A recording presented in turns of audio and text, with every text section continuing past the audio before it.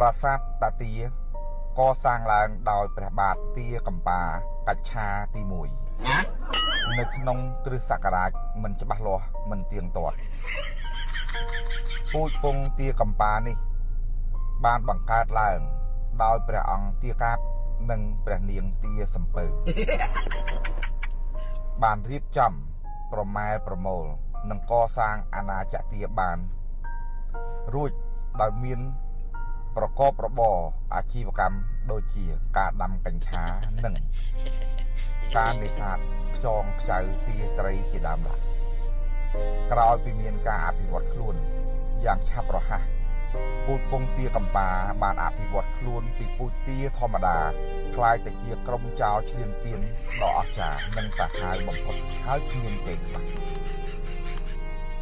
ពូជចៅទាំងនេះបានឈ្លានពានទឹកដីគេគ្រប់គ្នាទោះបីជាគេដៀលដល់ពូជដល់ម៉ែក៏ពូជចៅទាំងនេះមិនស្គាល់ដែរដោយមហិច្ឆតាកាន់តែធំទៅធ្វើឲ្យពូជចៅទាំងនេះបានទៅបង្កាត់ជាមួយនឹងពូជសត្វដេរឆានផ្សេងទើបធ្វើឲ្យជនជាតិនេះសប្តាហ៍ថ្ងៃមានមុខដូចឆ្កែខ្លះដូចសត្វដេរឆាននិងដូចសត្វចម្លែកមួយចំនួនខ្លះ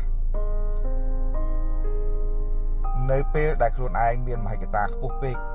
ក៏ធ្វើឲ្យខ្លួនឯងចង់បានរបស់គេរហូតដល់ភ្លេចកំណើតរបស់ខ្លួនឯងគួរបញ្ជាក់ផងដែរថាប្រាសាទតាទានេះកសាងឡើងពីអាចមទាសុទ្ធ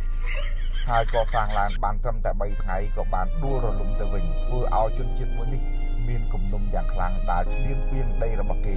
ដោយគ្មានខួរក្បាលពិចារណានិងភាពអៀនខ្មាស់ដល់ញាតិប្រុសស្រីនោះឡើយសុខចិត្តឲ្យគេដៀលដូនតាដៀលពូជអម្បូររបស់ខ្លួនឯងរហូតដល់បំភ្លេចប្រវត្តិសាស្ត្រនិងបំភ្លេចដូនតាកំណើតខ្លួនឯងបច្ចុប្បន្ននេះត្រូវបានដូនតាដាក់ទំនាយជាទម្ងន់និងអាចរលាយពូជសាសន៍នេះដោយមិនដឹងខ្លួន